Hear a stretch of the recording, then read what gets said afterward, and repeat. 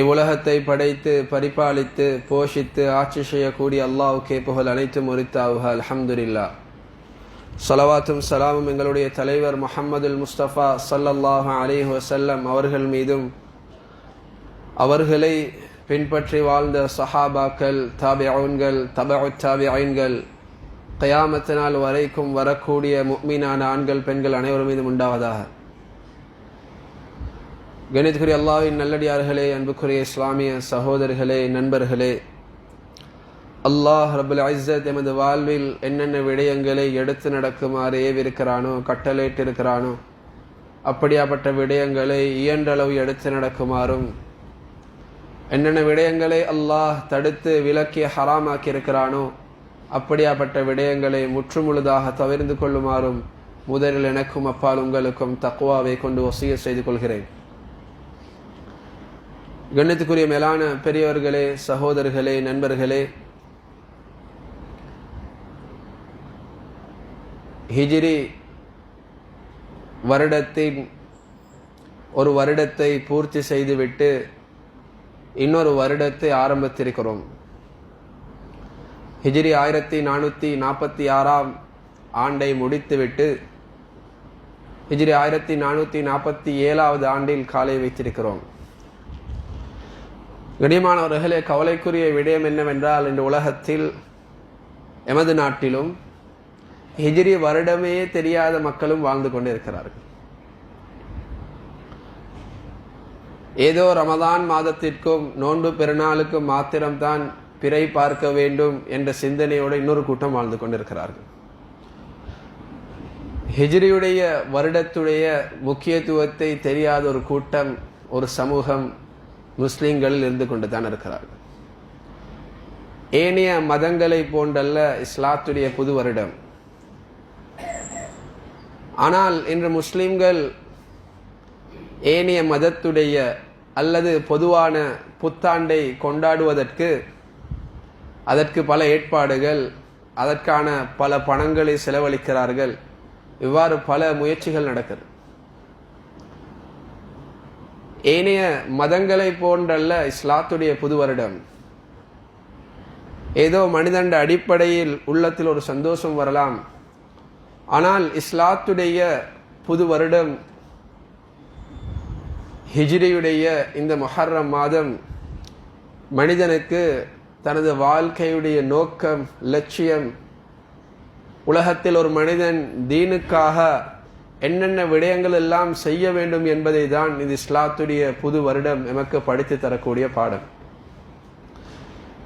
கண்ணியமானவர்களே, இஸ்லாத்துடைய இந்த புது வருடம் நபியுல்லாஹி ஸல்லல்லாஹு அலைஹி வஸல்லம் அவர்களுடைய காலத்தில் ஆரம்பிக்கப்பட்டதல்ல. இந்த இஸ்லாத்துடைய கேலண்டரை நபி ஸல்லல்லாஹு அலைஹி வஸல்லம் ஆரம்பிக்கவில்லை. உமர் ரலியல்லாஹு அன்ஹு அவர்களுடைய ஆட்சி காலத்தில் தான் இப்படியாப்பட்ட ஒரு முறையை உலகத்திற்கு அறிமுகப்படுத்தினார்கள். உமர் ரலியல்லாஹு அன்ஹு அவர்களுடைய ஆட்சி காலத்தில் அவர்களுக்கு ஒரு கடிதம் வருகிறது. அதில் ஷாபான் மாதம் என்று எழுதப்பட்டிருந்தது. அதனால் உமர் ரலியல்லாஹு அன்ஹு அவர்களுக்கு குழப்பமாக இருந்தது, இது எந்த வருடத்துடைய ஷாபான் மாதம்? அப்பொழுது ஹிஜ்ரி வருடம் என்று ஒன்று இருக்கவில்லை. அப்பொழுது இருந்த சஹாபாக்களை வைத்து உமர் ரலியல்லாஹு அன்ஹு அவர்கள் ஆலோசனை செய்தார்கள். அந்த நேரத்தில் பல அபிப்பிராயங்கள் முன்வைக்கப்பட்டது. இஸ்லாமியர்களுக்கு ஒரு கேலண்டரை நாங்கள் ஆரம்பிக்க வேண்டும். ஆரம்பத்தில் சிலர் சொன்னார்கள், நாங்கள் ரோமர்களுடைய அந்த நாட்காட்டி அந்த கேலண்டரை நாங்கள் பின்பற்றுவோம். இன்னும் சிலர் சொன்னார்கள், நாங்கள் பாரசீகர்களுடைய அந்த நாட்காட்டியை கேலண்டரை பின்பற்றுவோம். உமர் ரலியல்லாஹு அன்ஹு சொன்னார்கள், இல்லை, இஸ்லாமியர்களுக்கு முஸ்லிம்களுக்கு என்று ஒரு தனித்துவமான கேலண்டர் இருக்க வேண்டும். அதை எவ்வாறு, எந்த வருடத்திலிருந்து ஆரம்பிப்பது? சிலர் சொன்னார்கள், நபியவர்கள் பிறந்த வருடத்திலிருந்து ஆரம்பிப்போம், நபியவர்கள் பிறந்த வருடத்திலிருந்து ஆரம்பிப்போம். இன்னும் சிலர் சொன்னார்கள், இல்ல, நபியவர்களுக்கு நபித்துவம் கிடைத்த நாளில் இருந்து ஆரம்பிப்போம். நபியவர்களுக்கு 40வது வயதில் நபித்துவம் கிடைத்தது, அந்த வருடத்திலிருந்து ஹிஜ்ரியுடைய கேலண்டரை ஆரம்பிப்போம். இன்னும் சிலர் சொன்னார்கள், நபியுடைய வஃபாத்தை வைத்து நாங்கள் அந்த கேலண்டரை ஆரம்பிப்போம். ஆனால் சில மக்கள் சொன்னார்கள் அந்த சபையில், நபியுடைய ஹிஜ்ரத்தை வைத்து நாங்கள் ஆரம்பிப்போம். உமர் ரலியல்லாஹு அந்த கருத்தை ஏற்றுக்கொண்டார்கள். கண்ணியமானவர்களே, ஹாஃபிஸ் இப்னு ஹஜர் அல் அஸ்கலானி ரஹ்மஹுல்லாஹ் எழுதுறாங்க, நபியுடைய பிறந்த வருடத்தை உமர் ரலியல்லாஹு ஏன் ஏற்றுக்கொள்ளவில்லை என்றால், அது இஸ்லாத்துக்கு முன்னால உள்ளது. அந்த நேரத்தில் மக்கள் முஸ்லிம்களாக இருக்கவில்லை. அதே போன்று நபி அவர்கள் நபித்துவம் கிடைத்த பொழுது அதுக்கு பின்னால் தான் நபி அவர்கள் நபித்துவத்தை எத்தி வைத்தார்கள். அதனால் அவருடன் இருந்தவர்கள் நபியை ஏற்றிருக்கவில்லை. அதனால் அதையும் ஏற்றுக்கொள்ள முடியாது. சரி, நபியுடைய வஃபாத்தை ஏன் ஏற்றுக்கொள்ளவில்லை? அதற்கு ஹாஃபிஸ் இப்னு ஹஜர் ரஹ்மத்துல்லாஹி எழுதியிருக்கிறார்கள், நபியுடைய வஃபாத்தை கேலண்டருடைய வருடமாக ஆரம்பித்திருந்தால் அந்த கவலையை ஒவ்வொரு புது வருடம் ஆகும் பொழுது இது நபியுடைய வஃபாத்தினால் உருவாக்கப்பட்ட அந்த கேலண்டரினால் சஹாபாக்களுக்கு அந்த கவலையை தாங்கிக் கொள்ள முடியாமல் இருக்கும் என்றதனால் அதையும் மறுத்துவிட்டு ஹிஜ்ரத் என்று சொல்லக்கூடிய இஸ்லாத்துடைய முக்கியமான ஒரு அமலை சஹாபாக்கள் அவர்களுடைய தீனை பாதுகாப்பதற்காக மேற்கொண்ட அந்த பயணத்தின் மூலம் நபி ஸல்லல்லாஹு அலைஹி வஸல்லம் அவர்கள் செய்த ஹிஜ்ரத்தை இஸ்லாமிய கேலண்டரின் வருடத்துக்கு கணக்கிடக்கூடிய முதல் வருடமாக ஆக்கினார்கள். கண்ணியமானவர்களே, ஹிஜ்ரத் நாங்கள் அதை பற்றி கேள்விப்பட்டிருந்தாலும் வெறுமனே அது ஒரு பயணம் அல்ல, பல பாடங்களை ஹிஜ்ரத் எமக்கு படித்து தருகிறது. ஹிஜ்ரத்தை நபியுல்லாஹி ஸல்லல்லாஹு அலைஹி வஸல்லம் ரபியுல் அவ்வல் மாதத்தில் தான் மேற்கொண்டார்கள். ஆனாலும் அதுக்கு முந்தைய வருடம் நுபுவத்துடைய 13வது வருடத்திலே மதீனாவிலிருந்து வந்த சஹாபாக்களுடன் பேசினார்கள். நபி அவர்கள் மக்களை மதீனாவுக்கு ஹிஜ்ரத்துக்கு அனுப்பி வைத்தார்கள். அகபா சானியா என்று சொல்லக்கூடிய 2வது அந்த அகபாவுடைய உடன்படிக்கை நடக்குது.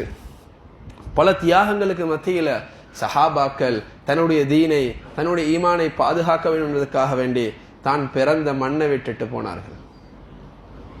ஹிஜ்ரத்தில் முதலாவது ஹிஜ்ரத் செய்த சஹாபி தான் அபு சலமா ரலியல்லாஹு அன்ஹு. அவர்களுடைய சம்பவம் மிக ஆச்சரியமானது. அபு சலமா ரலியல்லாஹு அன்ஹு அவர்கள் நபி அவர்கள் மதீனாவுக்கு ஹிஜ்ரத் செல்வதற்கு அனுமதி கொடுத்ததோடு முதலாவதாக புறப்படுகிறார்கள்.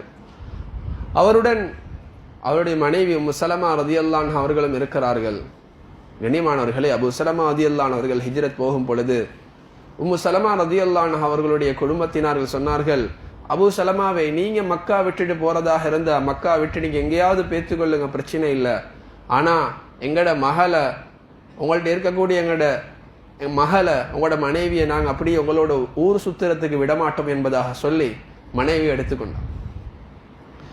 மனைவி தயாராகனத்தோட அபு சலமா ரலியல்லாஹு அன்ஹுடைய குடும்பத்தில் இருக்கக்கூடிய கோவப்படுறாங்க. சொன்னாங்க, நீங்க உம்மு சலமாவை அபு சலமா விட்டும் பிரிச்சுட்டீங்கன்னு சொன்னா நாங்க அவருடைய பிள்ளைய உங்களோட கையில தரமாட்டோம் என்பதாக. சின்ன புள்ள இப்ப 2 குடும்பமும் சண்டை பிடிக்கிறாங்க. கண்ணியமானவர்களே, குஃபார்கள் அதுல இருக்கிறாங்க. என்ன செய்யறாங்கன்னு சொன்னா அந்த பிள்ளைய 2 பக்கமாக இழுத்து அந்த பிள்ளையுடைய ஒரு கை அப்படியே கலட்டி எடுக்கிறாங்க.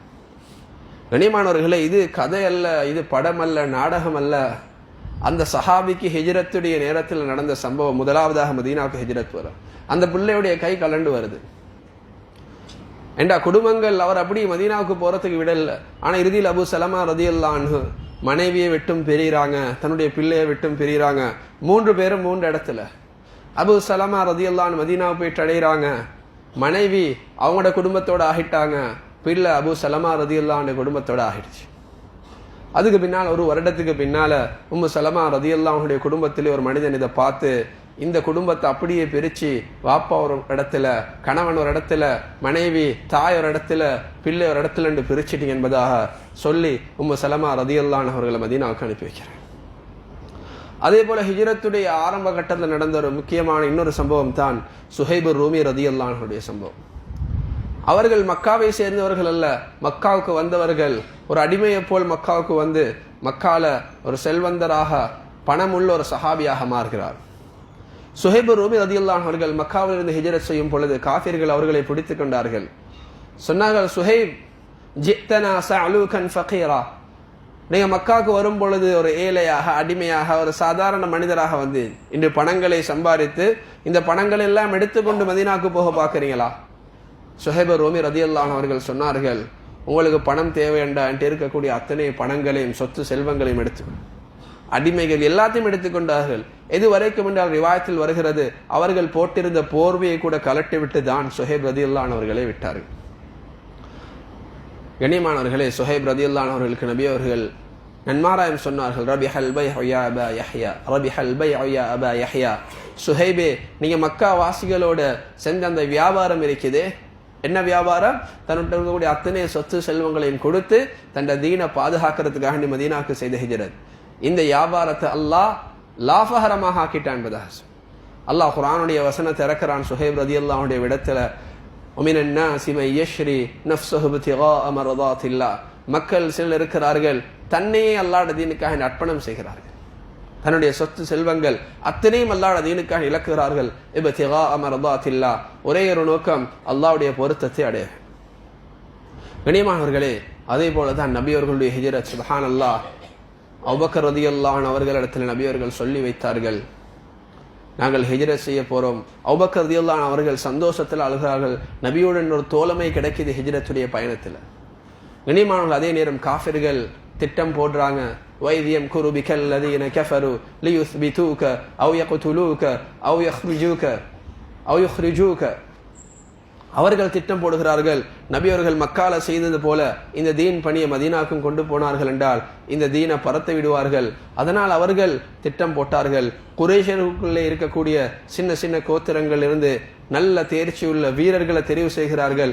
நபி அவர்கள் கொலை செய்யப்பட்டாலும் நபியுடைய இரத்தத்துக்கு பதிலாக இன்னொருத்தர் கொலை செய்யப்படக்கூடாது. அதனால பல நபர்களை தெரிவு செய்து அவர்கள் என்ன செய்கிறார்கள் என்று சொன்னா, நபியை கொலை செய்யறதுக்கு திட்டம் போடுறான். அல்லாஹ் அந்த இடத்துல ஒரு ஈமானுடைய பாடத்தை உம்மத்துக்கு படிச்சு தாரான். வீட்டை சுத்தி எல்லாம் இருக்கிறாங்க.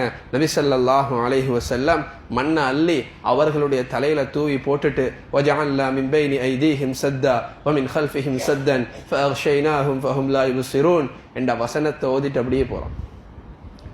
வெளியிலிருந்து ஒரு மனிதர் வந்து சொல்கிறார், யாரை பார்த்து கொண்டு இருக்கிறீங்க? சொன்னாங்க, நாங்க முஹம்மது ஸல்லல்லாஹு அலைஹி வஸல்லம் முஹம்மதை பார்த்து கொண்டு இருக்கிறோம். அவர் வெளியே வந்ததோடு அவரை கொலை செய்ய இருக்கிறோம். சொன்னாங்க, அவர் உங்களைய தாண்டி பேத்துட்டாரு, நீங்க யாரும் அவரை காணல.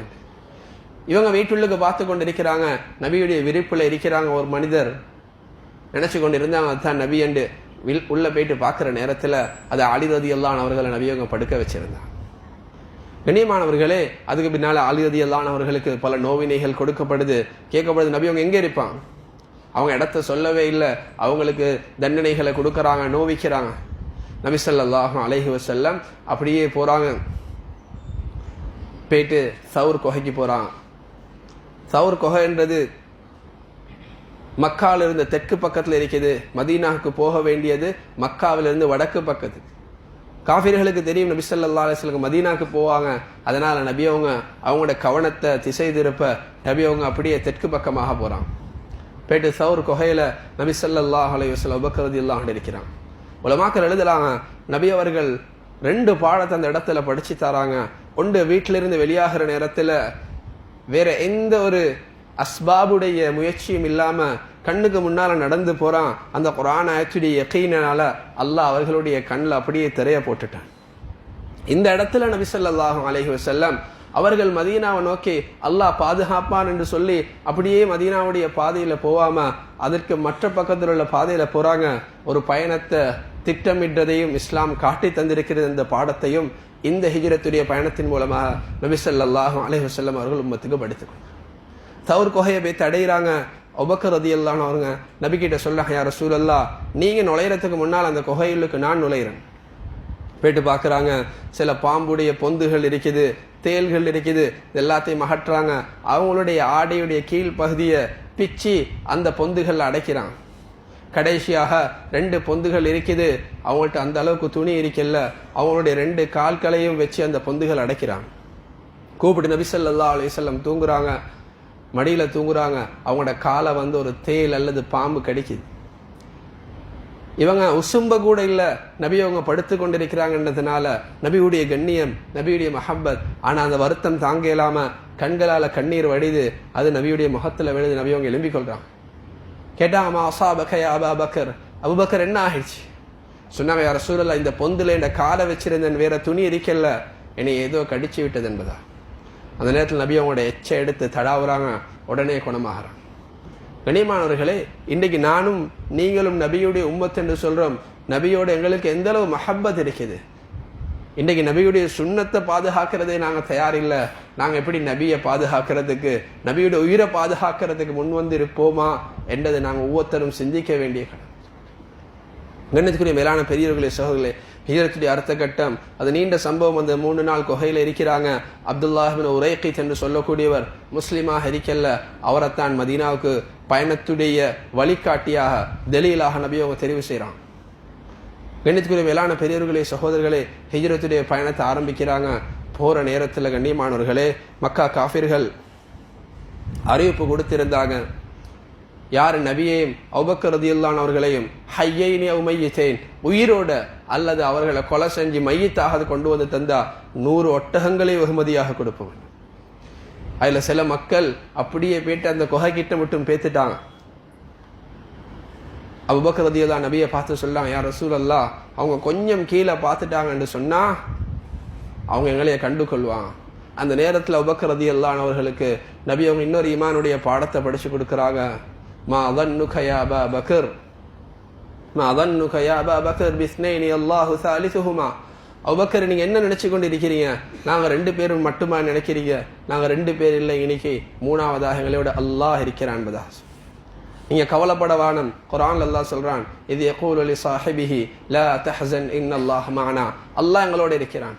கண்ணியமானவர்களே, இதுல நாங்க படிக்க வேண்டிய ஈமானுடைய முக்கியமான பகுதி, இன்றைக்கு உலகத்துடைய சூழ்நிலைகள் எங்களுக்கு எதிராக இருக்கலாம். சில வேளை வாழ்க்கையில சில கட்டங்களுக்கு நாங்க வருவோம், நாங்க நினைப்போம் இதுக்கு அங்கால ஒரு முறை இல்லை, இதுக்கு அங்கால வெளியில வாரத்துக்கு ஒரு இடம் இல்லை, நாங்க தப்பிக்கிறதுக்கு ஒரு வழி இல்லை, நெருக்கடியில மாட்டிக்கொண்டுட்டோம். ஆனா கண்ணியமானவர்களே, ஈமான் உள்ள ஒரு மனிதன் எப்பயுமே நினைக்க மாட்டான் நாங்க இதுல மாட்டிக்கொண்டோம் என்பதாக. உலகத்தில் உள்ள அத்தனை சூழ்நிலைகளும் எங்களுக்கு மாற்றமாக எதிராக இருந்தாலும் அல்லாஹ் அதிலிருந்து வெளியாக்குவான் என்பதுதான் ஒரு முஃமினுடைய நம்பிக்கையாக இருக்கு. நபி ஸல்லல்லாஹு அலைஹி வஸல்லம் அவர்கள் குகையிலிருந்து வெளியாகி போறாங்க. காஃபிர்கள் அறிவிப்பு கொடுத்துட்டாங்க. சில காஃபிர்கள் என்ன செஞ்சாங்க, நபியை பின்தொடர ஆரம்பித்தாங்க. அதுல ஒருவர் தான் சுராகத் இப்னு மாலிக் இப்னு ஜுஅஷும் என்று சொல்லக்கூடியவர். பின்னால் இஸ்லாத்தை ஏற்றுக்கொண்டார். அவர் நபியுடைய பாதையை கண்டுட்டாரு. ஒரு மனிதன் வந்து அறிவிக்கிறாரு, இவர் அந்த பாதையில பின்னால போறார். போற நேரத்துல நபி ஸல்லல்லாஹு அலைஹி வஸல்லம் துஆ செய்றாங்க. அவருடைய குதிரையுடைய அந்த கால்கள் அப்படியே அந்த மணல்ல புதைய ஆரம்பிக்குது. அவர் நபி கிட்ட சொல்றாரு, யா ரசூலல்லாஹ், எனக்கு துஆ செய்யுங்க என்னுடைய குதிரை வெளிவாரத்துக்கு என்று. நபி துஆ செய்றாங்க. அவருடைய குதிரையுடைய கால்கள் அப்படியே மறுபடி மண்ணில இருந்து வெளியாகுது. மறுபடியும் பின்தொடர ஆரம்பிக்கிறார். மறுபடியும் குதிரையுடைய கால்கள் மண்ணில் புதைய ஆரம்பிக்குது. கடைசி நேரத்தில் நபி ஸல்லல்லாஹு அலைஹி வஸல்லம் சொன்னாங்க, சுராகாவே, நீங்க எங்கட இந்த விஷயத்தை மக்கா வாசிகளுக்கு சொல்லாங்க, பின்னால் ஒரு காலம் வரும், கைஃப பிக யா சுராகா இதா லபிஸ்த சிவாரை கிஸ்ரா, அல்லாஹ் கிஸ்ராவுடைய அந்த பொக்கிஷங்கள் வெற்றி கொள்ளப்பட்ட நேரத்தில் அதுலேயும் உங்களுக்கு அல்லாஹ் சில கரீமத்துகளை தருவான் என்ற நன்மாராயத்தை அந்த சுராகா ரலியல்லாஹு அவர்கள் அந்த நேரத்தில் முஸ்லீமாக இருக்கல்ல, உமர் ரலியல்லாஹுடைய ஆட்சி காலத்தில் நடக்கக்கூடிய வெற்றியுடைய நன்மாராயத்தை அந்த நேரத்தில் நபி ஸல்லல்லாஹு அலைஹி வஸல்லம் சுராகத் இப்னு மாலிக் இப்னு ஜுஅஷும் என்று சொல்லக்கூடிய சஹாபிக்கு கொடுத்தாங்க. கண்ணியமானவர்கள், சுராக்கா சொல்றாரு, நான் காலையில நபியை தேடி அலைஞ்சு கொண்டிருந்தேன், அந்த பயணத்தை பேதிருன்னு அப்படியே திரும்பி வாரேன். காஃபிர்கள் கேட்டாங்க எனக்கு இடத்துல, நீங்க நபியை கண்டீங்களா? நான் சொன்னேன், அப்படி ஒருத்தரை காணலண்டு. இந்த மனிதனை நான் காலையில தேடிக்கொண்டிருந்தேனோ மாலையில அவருக்கு சார்பாக டிஃபெண்ட் பண்ணக்கூடிய ஒரு மனிதராக நான் மாறிவிட்டேன் என்பதா. நபியோடைய பயணத்தில் நபி ஸல்லல்லாஹு அலைஹி வஸல்லம் புரைதத் இப்னு ஹுஸைப் ரலியல்லாஹு அவர்களுடைய கூட்டத்தை தாண்டி போறாங்க. அவர்கள் முஸ்லீமாக இருக்கல்ல. கொஞ்ச நேரம் நபி அவங்க தாவத் கொடுக்குறாங்க. சஹீஹான அறிவின்படி அந்த நேரத்திலே கிட்டத்தட்ட 80 பேர் இஸ்லாத்துக்கு வராங்க. நபியுடைய இந்த ஹிஜ்ரத்துடைய பயணம் வெறுமனே ஊரை விட்டு போறதாக இருக்கல்ல, தீனை பாதுகாக்கிறதாக இருந்துச்சு. இஸ்லாம் உலகத்துல மேலோகணும் என்ற உணர்வு இருந்துச்சு. போற வழியில புரைத் இப்னு ஹுஸைப் ரலியல்லாஹு அவர்களுடைய கூட்டத்துல 80 பேர் இஸ்லாத்துக்கு வராங்க. நபி அவர்களுக்கு மக்கா விட்டு போறது விருப்பமாக இருக்கல்ல. நாங்க யாருமே விரும்ப மாட்டோம் எங்கட சொந்த ஊரை விட்டுட்டு போறது. இன்றைக்கு உலகத்துடைய அடிப்படையில் மக்கள் ஆஸ்திரேலியாவுக்கு போகணும்னு நினைக்கிறாங்க, யூகேக்கு போகணும், யூரோப்பில் எங்கேயாவது பேர் செட்டில் ஆகணும், அமெரிக்காவுக்கு போகணும்னு நினைக்கிறாங்க. கண்ணியமானவர்களே, இதுல தீனுடைய நீயத் எதுவுமே இல்லைன்னு சொன்னா அதுல எந்த பிரயோசனமும் கிடையாது. இன்றைக்கு மக்கள் என்ன நினைக்கிறாங்க, எஸ்ஐலம் என்ற பேர்ல போறாங்க. ஆனா கண்ணியமானவர்களே, நோக்கம் இருக்குது, லைஃப்ல நல்லா செட்டில் ஆகணும், எங்களோட பிள்ளைகளுக்கு நல்ல ஃபியூச்சர் ஒன்று கிடைக்கணும். கண்ணியமானவர்களே, இந்த நீயத்துகளுக்கு ஹிஜ்ரத்துடைய நன்மை கிடைக்காது. யார் அல்லாஹ்வுடைய தீனை பாதுகாக்கணும்ன்றதுக்காக போறார்களோ அவர்களுக்கு தான் அந்த கூலி கிடைக்கும். நபி அவர்கள் ஹிஜ்ரத்தை பத்தி சொன்ன ஹதீஸ்ல நியத்தை பத்தி தான் சொன்னார்கள். இன்னமல் அமாலு பின்னியாத் வ இன்னமா லிகுல்லி இம்ரிஇம் மா நவா ஃபமன் கானத் ஹிஜ்ரத்துஹு இலல்லாஹி வ ரசூலிஹி ஃபஹிஜ்ரத்துஹு இலல்லாஹி வ ரசூலிஹி. ஒவ்வொரு அமலுக்கும் அந்த நியத்துக்கு ஏற்ற மாதிரி தான் அல்லாஹ் கூலியை கொடுக்கிறான். ஹிஜ்ரத் செய்யறதாக இருந்தா அது அல்லாஹ் ரசூலுக்காக வேண்டி செய்யும். இந்த காலத்துல செய்யப்படுறது அது ஹிஜ்ரத்துடைய நன்மையும் கிடைக்காது. நபி அவர்கள் சொன்னார்கள், ஃபத்ஹு மக்காவுக்கு பின்னால செய்யப்படக்கூடிய ஹிஜ்ரா அது அந்த காலத்தில் செய்யப்பட்ட ஹிஜ்ரத்தை போன்றதல்ல. கண்ணியத்துக்குரிய மேலான பெரியவர்களே, சகோதரர்களே, நபி அவர்களுக்கு இருந்த கவலை மக்காவை விட்டுட்டு போற நேரத்துல நபி அவர்கள் பார்த்து சொன்னார்கள், வல்லாஹி இன்னகி லஹப்பு அர்தில்லாஹி இலல்லாஹ் வ இன்னகி லகைரு அர்தில்லாஹ். உலகத்துல ஆக சிறந்த பூமி நீதான், உலகத்தில் அல்லாஹ்க்கு மிக விருப்பமான பூமி நீதான். வலவுல அன்ன கௌமி அஹ்ரஜூனி மா ஹரஜ்து மின்கி. என்னுடைய கூட்டத்தினர் மட்டும் என்னை இந்த ஊரை விட்டு வெளியே போடலன்னு சொன்னா நான் உன்னைய விட்டுட்டு போயிருக்க மாட்டேன் என்பதாக நபி அவர்கள் மக்காவை பார்த்து பிரியாவிடே சொன்னார்.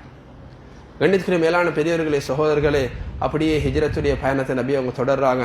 விடிய வேடி மதீனால சேர்றாங்க. நீண்ட சம்பவம். இதுலேயும் பல நாட்களுடைய பயணம், 3 நாள் குகையில, அதுக்கு பின்னால கிட்டத்தட்ட 4-5 நாளுடைய பயணம். கண்ணியமானவர்களே, இன்னொரு மூதாட்டி பெண்ணை சந்திக்கிறாங்க. அப்படியே ஒரு நீண்ட பயணத்தை நபி ஸல்லல்லாஹு அலைஹி வஸல்லம் ஏற்றுக்கொண்டு தான் மதீனா வந்து அடைகிறாங்க. மதீனா வாசிகள் நபி ஸல்லல்லாஹு அலைஹி வஸல்லம் அவர்களை வரவேற்கிறதுக்கு தயாராக இருந்தார்கள். நபி ஸல்லல்லாஹு அலைஹி வஸல்லம் அவர்களை கவிதைகளை படித்து வரவேற்றார்கள். தலஅல் பத்ரு அலைனா மின் ஸனியாத்தில் வதா வஜப ஷுக்ரு அலைனா மா தஆ லில்லாஹி லஇதா. அவர்கள் படித்தது என்ன? ஒரு சந்திரன் பௌர்ணமி இரவண்டு எவ்வளவு வெளிச்சமாக இருக்குமோ அப்படியாப்பட்ட ஒரு மனிதன் நபி ஸல்லல்லாஹு அலைஹி வஸல்லம் அவர்கள் எங்களுக்கு ஸனியத்துல் வதா என்ற பகுதியிலிருந்து வந்தடைக்கிறார்கள். நபி ஸல்லல்லாஹு அலைஹி வஸல்லம் அவர்களை பார்த்து சொன்ன வார்த்தைகள், அய்யுஹல் மப்ஊஸ் ஃபீனா ஜித்த பில் அம்ரில் முதா. நபி அவர்களே, நீங்கள் எங்களுக்கு நபியாக அனுப்பப்பட்டிருக்கிறீர்கள். நீங்கள் கொண்டு வந்த விடயங்களுக்கு நாங்கள் வழிபடுவோம், நீங்கள் சொல்லக்கூடிய விஷயங்களுக்கு வழிபடுவோம் என்பதாக அந்த மதீனா வாசிகள் நபி அவர்களை வரவேற்றார்கள். கண்ணியத்துக்குரிய மேலான பெரியவர்களே, சகோதரர்களே, இந்த ஹிஜ்ரத்துடைய பாடத்திலிருந்து நாங்கள் படிக்க வேண்டியது ஏராளமான விடயங்கள் இருக்கிறது. முதலாவது, வாழ்க்கையுடைய நோக்கம், லட்சியம் அல்லாஹ்வுடைய தீனை உலகத்தில் நிலைநாட்டுவது. அல்லாஹ்வுடைய தீன் எனது வாழ்க்கையில் முழுமையாக வர வேண்டும், முழு மனித சமுதாயத்திலும் வர வேண்டும். என்னுடைய மனைவி மக்கள் அல்லாஹ்வுடைய தீனை பின்பற்றியவர்களாக வாழ வேண்டும். உலகத்துடைய சொத்து செல்வங்களாக இருக்கலாம், அல்லது உலகத்துடைய உயர்கல்விகளாக இருக்கலாம். இதெல்லாம் வாழ்க்கையுடைய சில தேவைகளை தவிர இவை ஒன்றுமே வாழ்க்கையுடைய நோக்கமாக, லட்சியமாக ஆக முடியாது. இன்று மனிதன் உலகத்தில் சந்திரனை அடைவதை, கோள்களை அடைவதை சாதனையாக நினைக்கிறான். ஆனால் ஒரு மனிதன் உண்மையாக அடையக்கூடிய சாதனை, ஒரு மனிதன் கோள்களை, சந்திரனை, சூரியனை, என்னை, உங்களை, வானங்களை, பூமியை படைத்த அல்லாஹ்வை அடைவதுதான் சாதனையாக இருக்கிறது. இன்று உலகத்துடைய காலத்தில் நாங்கள் பார்க்கிறோம், பாவங்கள் மிக லேசாக இருக்குது. முன்னால் ஒரு காலத்தில் பாவங்கள் செய்வதற்கு மனிதன் பல முயற்சிகள் எடுக்க வேண்டும். ஒரு சினிமாவுடைய படத்தை, ஒரு புதிய ஒரு திரைப்படத்தை பார்க்க வேண்டும் என்றால் அதற்கு பல கியூகள் இருந்து, அதற்கு பல முயற்சிகள் செஞ்சு. ஆனால் இன்றைய காலத்தில் மனிதன் தன்னுடைய தொலைபேசி மூலமாக இருக்கலாம், அல்லது வேற விபச்சாரத்துடைய பாவமாக இருக்கலாம். இந்த உலகத்துடைய பாவங்கள் மிக லேசாக. இன்றைக்கு உலகத்துல எப்படி ஹக்குக்காக, அல்லாஹ்வுடைய தீனை உயர்த்துவதற்காக ஒரு கூட்டம் முயற்சிக்குதோ, அதே போல பாத்திலுக்காக இன்றைக்கு உலகத்துல பல கோடிக்கணக்கான பணங்கள், பல லட்சக்கணக்கான டாலர்கள் செலவழிக்கப்பட்டு கொண்டிருக்குது. மனிதனுடைய ஈமான இல்லாமலாக்குவதற்காக, மனிதனை பாவத்தில் ஈடுபட வைப்பதற்காக வேண்டி ஒரு கூட்டம் உலகத்தில் முயற்சி செய்து கொண்டிருக்குது. ஆக கண்ணியத்துக்குரிய மேலான பெரியவர்களே, சகோதரர்களே, புதிய வருடத்தை ஆரம்பித்திருக்கிறோம். அதில் உள்ள மாதம் தான் முஹர்ரத்துடைய மாதம். அல்லாஹ் குர்ஆன்ல சொல்றான், வானம் பூமியை படைத்த நாளிலிருந்து நான் 12 மாதங்கள் என்று முடிவு செஞ்சிருக்கிறேன். அதுல 4 கண்ணியமான மாதங்கள், அதில் ஒன்று தான் முஹர்ரத்துடைய மாதம். முஹர்ரத்துடைய மாதத்துல தான் அல்லாஹ் மூசா அலைஹிஸ்ஸலாம் அவர்களையும் பனு இஸ்ராயீலர்களையும் அல்லாஹ் ரப்புல் இஸ்ஸத் ஃபிரௌனுடைய அந்த நோவினைகள் இருந்து அல்லாஹ் பாதுகாத்தான். இந்த மாதத்துல தான் நபி ஸல்லல்லாஹு அலைஹி வஸல்லம் சொன்னார்கள், ரமதானுக்கு பின்னால ஆக அதிகமாக நோன்பு பிடிக்கிறதுக்கு சிறப்புகள் நிறைந்த ஒரு மாதம் இருக்கும் என்று சொன்னா அஃதலு ஸியாம் பஅத ஷஹ்ரி ரமதான் ஷஹ்ருல்லாஹில் முஹர்ரம். முஹர்ரத்துடைய மாதத்தில் நாங்கள் நோக்கக்கூடிய நோன்புகள் எங்களுக்கு தெரியும். தாசுஆ, அஷூரா என்று சொல்லக்கூடிய 2 நாட்களுடைய நோன்பு இருக்குது. வரக்கூடிய சனி, ஞாயிறு அந்த 2 நாட்களை நோன்பு நோட்பது மிக முக்கியமான ஒரு சுன்னத்தாக இருக்குது. நபி ஸல்லல்லாஹு அலைஹி வஸல்லம் சொன்னார்கள், ஸியாமு யௌமி ஆஷூரா அஹ்தஸிபு அலல்லாஹ் அய்யுகஃபிர ஸனத அல்லதி கப்லஹு. அந்த ஆஷூராவுடைய நாளில் நோம்பு நோட்பது இருக்குது. ஒரு முந்திய ஒரு வருடத்துடைய அத்தனை பாவங்களையும் அல்லாஹ் மன்னிக்கிறான். கண்ணியத்துக்குரிய மேலான பெரியவர்களே, சகோதரர்களே, ஒரு சிறந்த மாதத்தில் இருக்கிறோம். நன்மைகள் அதிகமாக செய்யணும். பின்னைய வருடங்கள் நடந்த பாவங்களுக்காக அல்லாஹ் இடத்துல தௌபா செய்யணும், இஸ்திக்ஃபார் செய்யணும். பாவங்களை தொடர்ந்து செஞ்சு கொண்டு போறதில்ல, பாவங்களுக்கு கமா வைக்கிறதில்ல. பாவங்களுக்கு முற்றுப்புள்ளி வச்சு அல்லாஹ் இடத்துல உண்மையாக திருந்தி நாங்கள் வாழும் பொழுது அல்லாஹ் நிறைய வழிகளை திறப்பான். அல்லாஹ் ரப்புல் இஸ்ஸத் இந்த புது வருடத்தை நம்முடைய வாழ்க்கையில் ஒரு முன்னேற்றத்துக்குரிய அல்லாஹ்வுடைய நெருக்கத்துக்குரிய காரணம் அடைவதற்காகவும் அல்லாஹ் நம்முடைய பொருளாதாரத்தில் பரக்கத்துக்குரியதாகவும் இந்த வருடத்தை ஆக்கி வைப்பானாக. அல்லாஹ் எங்களுடைய பாவங்களை மன்னிப்பாயாக, எங்களுடைய கல்விகளை வெளிச்சமாக்குவாயாக, நல்ல அமல்கள் இன்பத்தை ஏற்படுத்துவாயாக, பாவங்கள் வெறுப்பை ஏற்படுத்துவாயாக. யா அல்லாஹ் உலகத்தில் வாழக்கூடிய முஸ்லீம்களை பாதுகாப்பாயாக, உலகத்தில் முஸ்லீம்களுக்கு நிம்மதியை சந்தோஷத்தை கொடுப்பாயாக, உலகத்தில் வாழக்கூடிய முஸ்லீம்களை முஸ்லீம்களாக வாழ வைப்பாயாக, உன்னுடைய தீனை நிலைநாட்டுவதை அவர்களுடைய வாழ்க்கையின் லட்சியமாக ஆக்கி வைப்பாயாக. யா அல்லாஹ் பலஸ்தீனில் கஸாவில் இருக்கக்கூடிய மக்களை நீ பாதுகாப்பாயாக, அவர்களுக்கு ஆறுதலை கொடுப்பாயாக. யா அல்லாஹ் அவர்கள் நடப்பதை நீ அறிந்தவனாக இருக்கிறாய். யா அல்லாஹ் உன்னை தவிர உதவி செய்யக்கூடிய யாருமே கிடையாது. யா அல்லாஹ் பெற்றோருடைய பாவங்களை மன்னிப்பாயாக. இந்த நாட்டில் வாழக்கூடிய முஸ்லீம்களுக்கு ரஹ்மத் செய்வாயாக, பொருளாதாரத்தில் பரக்கத் செய்வாயாக. யா அல்லாஹ் ஆட்சியாளர்களை முஸ்லீம்களுக்கு சார்ஃபாக ஆக்குவாயாக. யா அல்லாஹ் எங்களுடைய இறுதி முடிவு நல்லதாக ஆக்குவாயாக. வா ஆகிர் தஅவானா அல்ஹம்துலில்லாஹி ரப்பில் ஆலமீன்.